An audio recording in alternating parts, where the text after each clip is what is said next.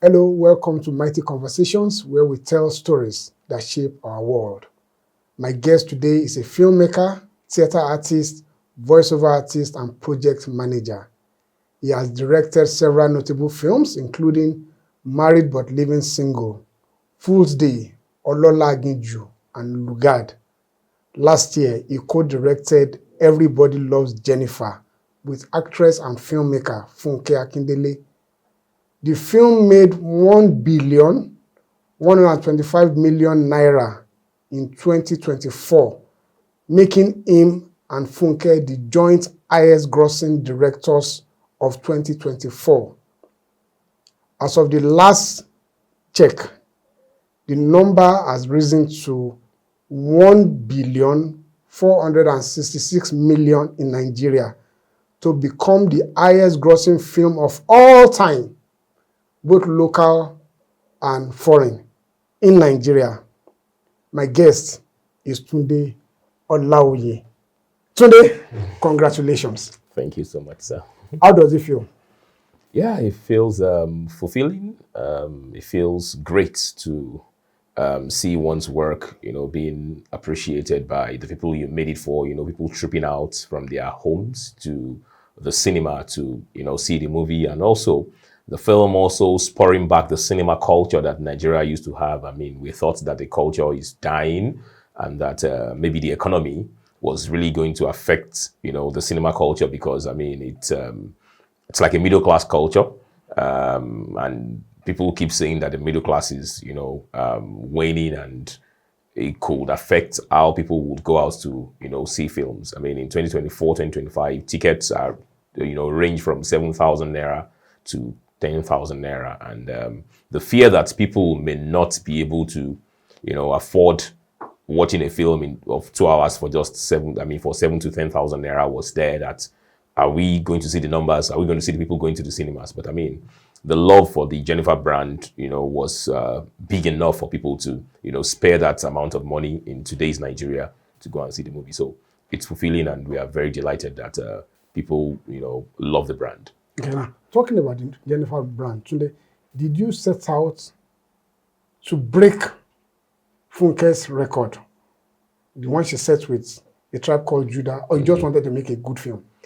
Yeah, the record of A Tribe Called Judah has its own pressure on us when we set out to, do the pre-production and, principal photography of Everybody Loves Jenifa. We wanted to make a good film, but somewhere at the back of our mind, we knew that A Tribe Called Judah has put a little bit of pressure on us. Because, I mean, your next job has to be better than your last job. I mean, that's what every creative, believes that, okay, you should have studied some of the pitfalls of your last job, and then you want to avoid them in your next job. So even though it's, whether it breaks it or not, is not really going to deter us from doing what we wanted to do. But I mean, the pressure was there.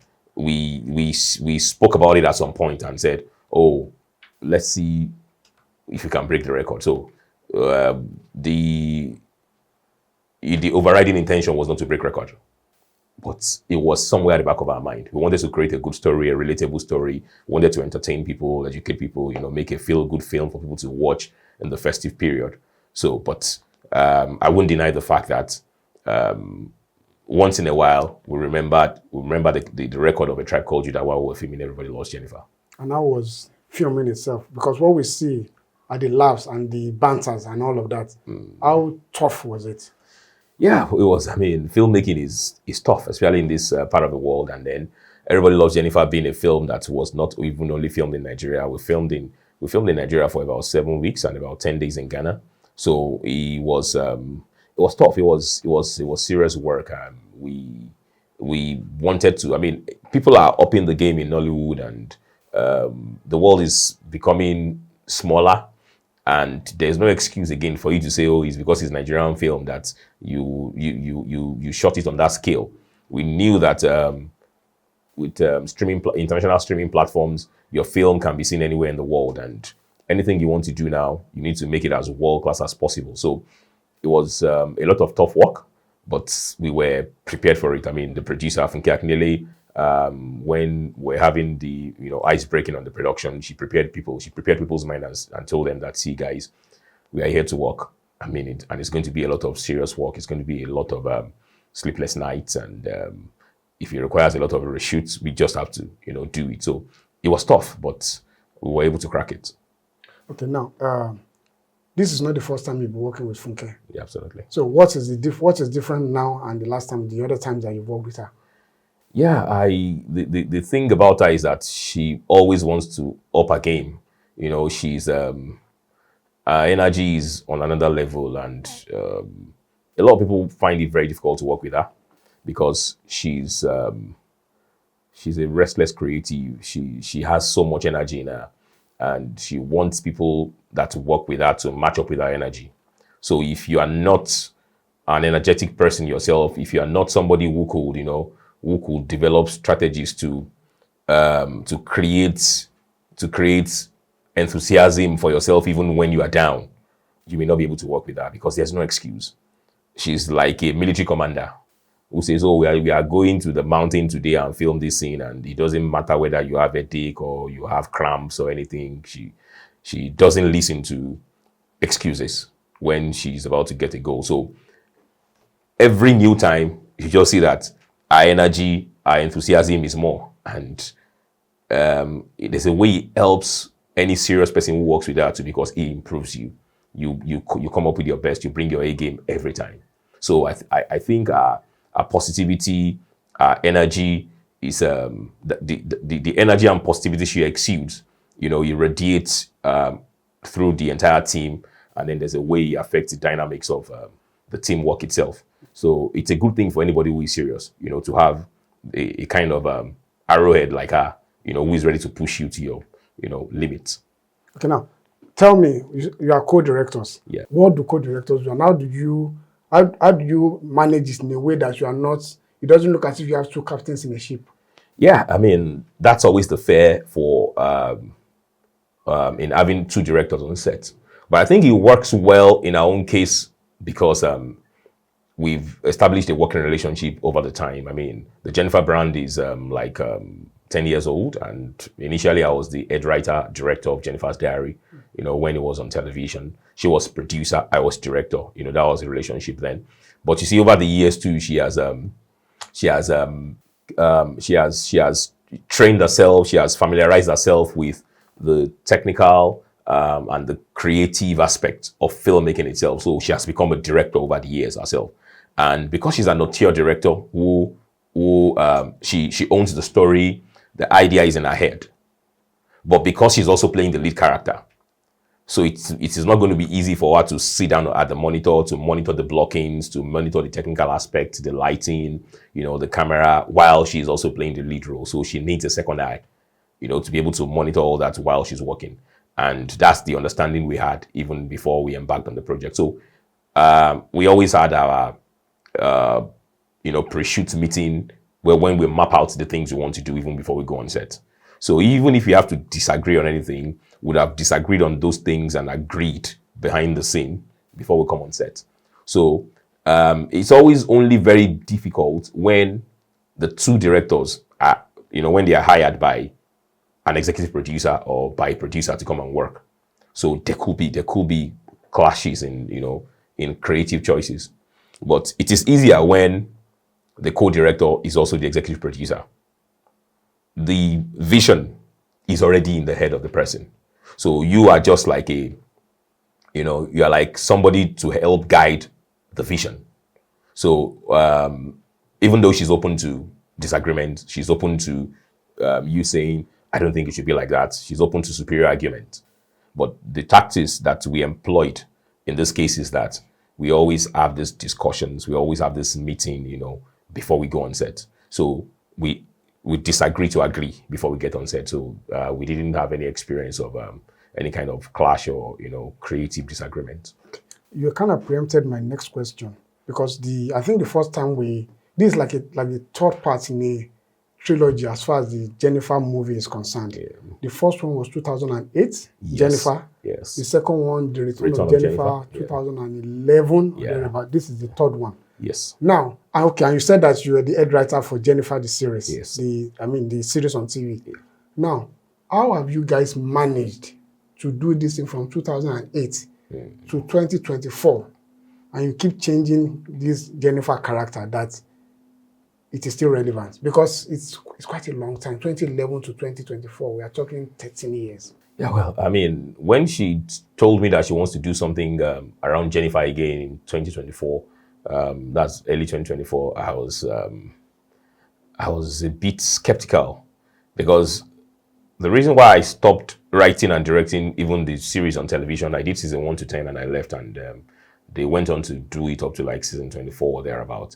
I felt we've exhausted the character. I mean, this is a character that I was writing over the years, and at some point I felt there's nothing I want to write about this character again. I mean, Jennifer had been a taxi driver, a business person, a salon staff, a salon owner, and everything. I just felt we've milked this character. So in my head, I felt I don't want to keep writing this character with this particular consistent idiosyncrasy. Like, I think I've exhausted it, and I needed to breathe. So I left the project and I went to some other project, so that, I mean, I don't want everything about me to just be about that character.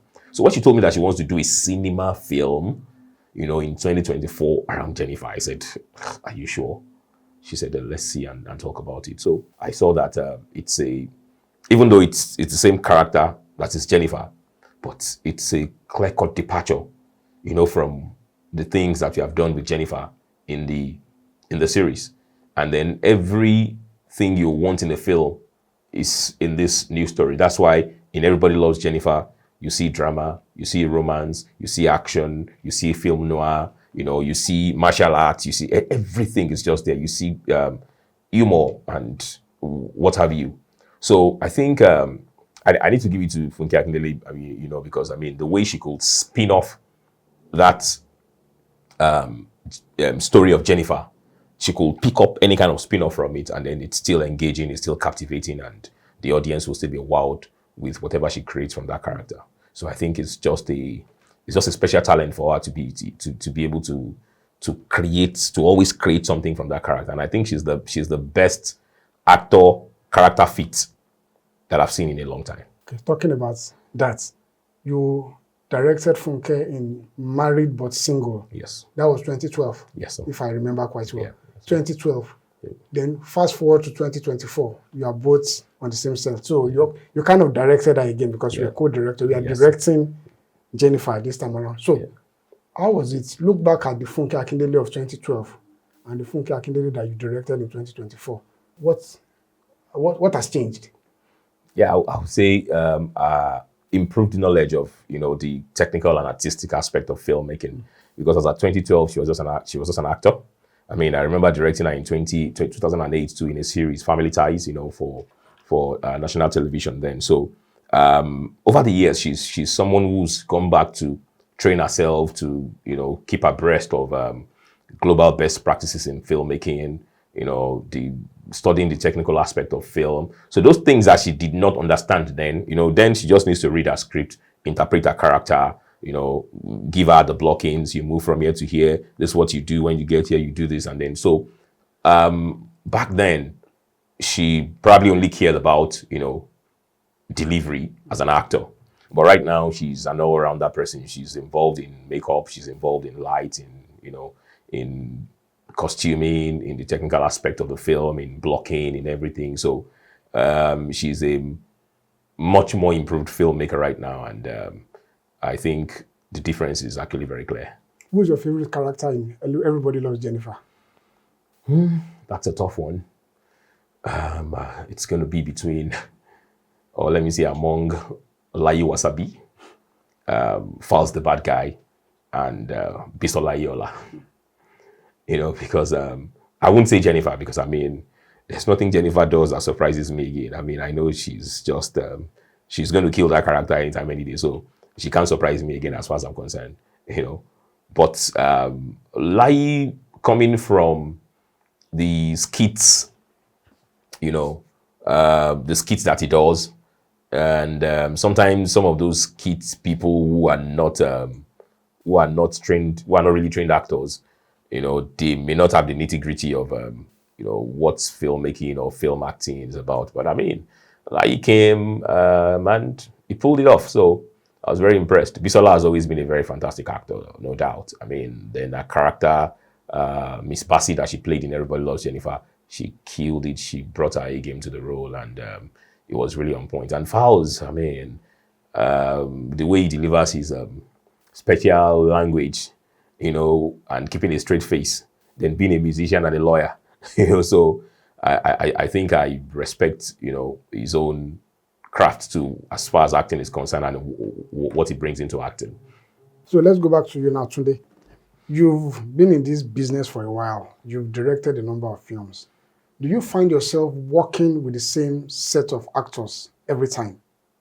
Because people say that's a problem with Nollywood, that we recycle actors a lot. Yeah, well, I would say maybe I'm a bit lucky that I get involved in different kind of production. So I mean, I don't work with the same set of actors all the time.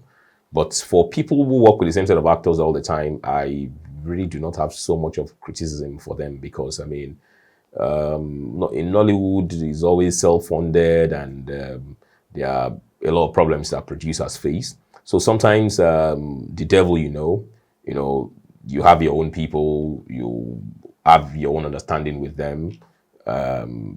Sometimes you negotiate with actors on volume discounts, like, oh, we are going to act 3, 4, 5 films for me this year, and this is how much I'm going to give to you. The actor too is secured that, oh, this producer is going to use me consistently this year, so let me commit myself to this producer. So it's all economy of the industry. That's why often you see that some producers sometimes, they consistently use the same set of actors.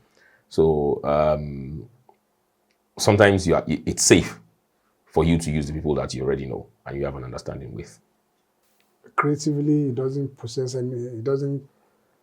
Yeah, well, we already see it now that some people are complaining that some producers are using the same set of actors, because also the volume of production of that those producers are doing. Some producers are producing 20, 30 films in a year.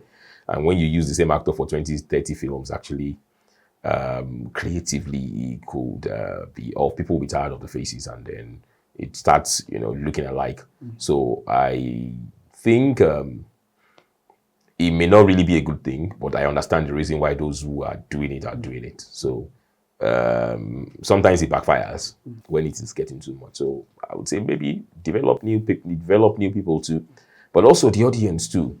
Sometimes if you don't put some of these popular, the audience will complain and say, oh, we need fresh faces. But people who have tried fresh faces in their film sometimes got their fingers burnt. I mean, people want to see stars on the poster before they watch the film. So they want to see that you use a particular star. So producers often think that it's very risky for them to just, bring in good new faces and then use for a film because they have a good story. People have done it and got their fingers burned. So that's the reason why sometimes they just still want to go for the regular, popular actors, so that they can use it to, attract the viewers to the film. As a director, are you insulated from the financial problems of filmmaking in terms of raising funds, whatever happened to the film? Do you just do your own film and just walk away and say, well, I've done my own business and I'm paid and I'm off? There are some productions where I'm invested in. I mean, there are a lot of the films I've done too. I'm like a co-producer too. So the kind of contract I have with the producer is that sometimes there are productions I've done that I wasn't even paid. My creativity was used as an investment in the film too. So in that kind of case, all the problems of distribution, marketing, sales is also on my head too, because I'm a co-producer. And on some, I'm just a director for hire, where I'm hired and then I work from pre-production to the production, post-production, and once the film is exhibited or sold, whatever happens to the film is not my headache. So I have experienced, the headache of marketing, of return on investment, a couple of times. So I know what it feels when people don't break even and then they try to look for a distributor, try to look for. So I can't say I'm immune to that factor of financial burden, of return on investment, and that, because I've also been a co-producer on a couple of the projects I've directed. Okay, now that Everybody Loves Jenifa has made 1.6 billion in Nigeria and Ghana and several other, still counting in other parts of the world. Tunde, are you a super multi-millionaire now? Even Funke, who is the executive producer of the film, cannot boast to say she's a super multimillionaire because of the numbers on Everybody Loves Jenifa. Because the dynamics are not as simple as that. That's the gross. So what belongs to the producer is the net and not the gross. Announcing the gross is good for the industry. It's good for us to say, oh, the industry is big. We contribute a lot to the GDP and that. But that money is not for the producer alone. A chunk of the percentage of the money goes to the cinema, who are the exhibitor. You also have the distributors who are like the middlemen who took the film to the exhibitor, and then you still have to pay your government tax. So if you can net 35% of the entire money as a producer, then it means you had very good negotiations. I can confidently say that you can't net more than 35%. I ask that because you see, we need to keep making that point. Because when people hear 1.6 billion, they are saying, Funke has Ahmad, Tunde has Ahmad. So that's why I needed for you to make that point again, because it's very important to keep clarifying stuff like this. But as a filmmaker and somebody in this industry, are there fears about your future, what this industry is giving to you in terms of what you're earning? Yeah, it's a constant fear for every practitioner, especially for those of us behind the scene, because people that are before the scene still have the opportunity of brand ambassadorship and some other things. That they make a lot of money from apart from the work. But for us behind the scene, there's the fear of because a time will come that you may not be able to withstand the rigors of the stress of filmmaking, because it's really a tough job. It's really a stressful job. Sometimes you have days of sleepless nights and go. So, and the time will come that your body may not be able to withstand that again. And it's not as if the money you are making now is enough for you to, put something in place for your future. The work is not pensionable. You don't have residuals. You don't have royalties from the work you've done in the past. So the fear is always there that what is going to happen to you when you grow older. How are you going to do it? But it's for everybody to, work out their own future with whatever means they can. It's just good to plan for the future. So the fear is there that I know I can't, it won't always be like this. When I don't always get, called to come and direct, to come and write regularly like this, what am I going to feed on? So the fear is always there, and that's why we always also clamor for, structure in the industry so that we can have, residuals, we can have probably a kind of pension scheme that saves, our future, and so that when the energy is no longer there, you have something to fall back to. Is Nollywood producing new directors that you are seeing and you are confident that these guys will do this industry proud? There are people that you can confidently hand the baton to. Yeah, absolutely. The filmmaking is a craft that depends a lot on technology, and technology in the hand of young people is great. There are some things that they even know that we are still trying to catch up with.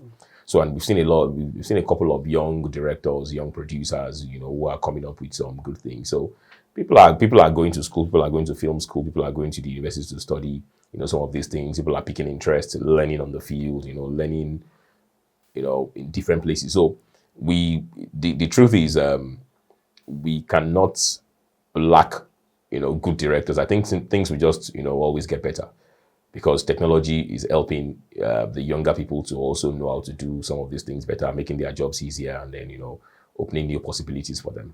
Okay. There's this profile of yours that says that you like biographies a lot, that some of your films have been biographies, and you mentioned Lugard is one of them. Which other one do we have now? I think we mentioned about two other. Awujale, we mentioned The Last Man Standing. The Last Man Standing, and White Lion. White Lion, yes. So do you still intend to do more films like that?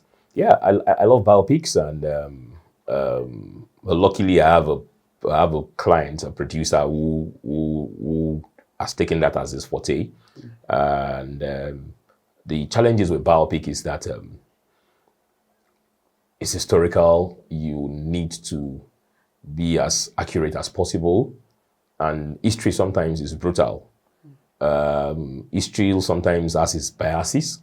So, from whose point of view are you telling the story? Unlike fiction, where you can tell it anyhow and get away with it, but in biopics, you need to be very careful. You don't want to offend the sensibility of probably relatives of somebody you are talking about that are still alive, because every story needs to have its own protagonist and antagonist, and then sometimes you want to really say nasty things about the antagonist, to create the real conflict in the story. So biopics are challenging. I've seen a lot of stumbling block in us trying to create a plot around biopics just because we don't want to offend sensibilities. So I love biopics, but in as much as I love it, I know that it has a way of limiting creativity.